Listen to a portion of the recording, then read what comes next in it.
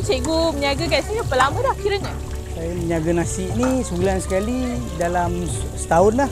Oh, yang paste tu pun cikgu buat sendiri ke? Ya, semua buat sendiri. Apa je bahan-bahan paste dia? Dia punya bahan dia memang rempah-rempah ratus yang kita tu lah. Cikgu, saya nak tanya lah, kenapa sebulan sekali je cikgu masak? Dia bila menu rare macam ni, dia kena sebulan sekali. Sebab bahan-bahan dia nak cari, nak susun, banyak kerja.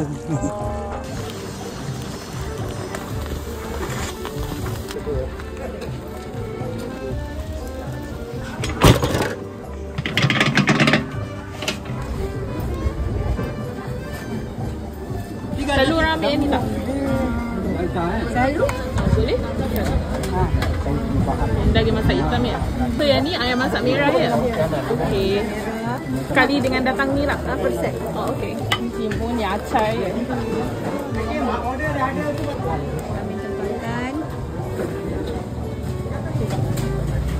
Okey kak. Boleh letak tu. So next, korang nak kita orang review apa pula?